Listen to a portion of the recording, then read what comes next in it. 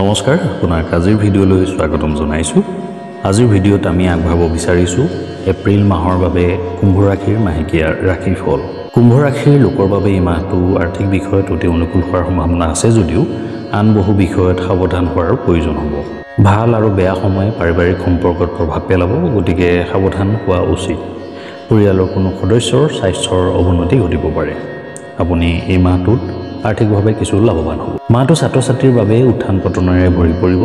বহু পৰিস্থিতি আপোনাৰ শিক্ষাৰ পথত বাধাৰ সৃষ্টি কৰি থাকিব। সেইবোৰৰ পৰা ওলাই আহিবলৈ আপুনি দৈনিক নতুন নতুন প্ৰচেষ্টা চলাব লাগিব। প্ৰেমৰ সম্পৰ্কতো পৰিয়ালৰ হস্তক্ষেপ কৰিব পাৰে। মাহৰ প্ৰথম সপ্তাহৰ পিছত বহিঃৰাজ্য ভ্ৰমণৰ সম্ভাৱনা থাকিব পাৰে। কেৰিয়াৰ দৃষ্টিকোণৰ পৰা চাকৰি কৰা লোকসকলে কিছু প্ৰত্যাহ্বানৰ সন্মুখীন হ'ব পাৰে। কিছুমান মানুহে আপোনাৰ বিৰুদ্ধে ষড়যন্ত্ৰ কৰিব পাৰে। আপুনি যদি আপোনাৰ চাকৰি সলনি কৰিব বিচাৰে তেতিয়াহ'লে ৩ এপ্ৰিলৰ পিছত আপুনি চেষ্টা কৰাটো উচিত হ'ব আৰু হয়তো আপুনি সফলতা লাভ কৰিব। বৃহস্পতিৰ দৃষ্টি গোটেই মাহটো আপোনাৰ দশম ঘৰত থাকিব, যাৰ বাবে আপুনি জ্যেষ্ঠ বিষয়াৰ পৰা সমৰ্থন লাভ কৰি থাকিব। চাকৰিৰ পৰা কিছু ভাল সুবিধা পোৱাৰ আশা কৰা উচিত, কিন্তু সকলো কাম সাৱধানে কৰক আৰু প্ৰতিপক্ষক কোনো সুযোগ নিদিব। আপোনাৰ কোনোবা সহকৰ্মীয়ে আপোনাৰ বিৰুদ্ধে যাব পাৰে। সপ্তম স্থানৰ অধিপতি সূৰ্য মাহৰ আৰম্ভণিতে শনি, শুক্ৰ, বুধ আৰু ৰাহুৰ সৈতে দ্বিতীয় স্থানত থাকিব আৰু 14 তাৰিখৰ পৰা তৃতীয় স্থানলৈ আহিব। এনে পৰিস্থিতিত ব্যৱসায়ৰ ভাল অগ্ৰগতি দেখিবলৈ পোৱা যাব। আপোনাৰ ব্যৱসায়টোৱে প্ৰতিদিনে নতুন নতুন বৃদ্ধি লাভ কৰিব। যিমানে চেষ্টা কৰিব সিমানে আপোনাৰ ব্যৱসায় আগবাঢ়িব। চৰকাৰী খণ্ডৰ পৰা আপুনি লাভৰ সম্ভাৱনা পাব, কিন্তু কিছুমান বিৰোধীয়ে আপোনাৰ ভাৱমূৰ্তি কলংকিত কৰিবলৈ চেষ্টা কৰিব পাৰে। তেওঁলোকৰ প্ৰতি সতৰ্ক হৈ থকাটো আপোনাৰ বাবে অতি গুৰুত্বপূৰ্ণ হ'ব। আৰ্থিক দিশত এই মাহটো আপোনাৰ বাবে অনুকূল হোৱাৰ সম্ভাৱনা আছে। মাহৰ আৰম্ভণিতে আপোনাৰ দ্বিতীয় ঘৰত থকা 5টা গ্ৰহৰ পঞ্চগ্ৰহী যোগে আপোনাৰ আৰ্থিক অৱস্থা সুদৃঢ় কৰিব পাৰে।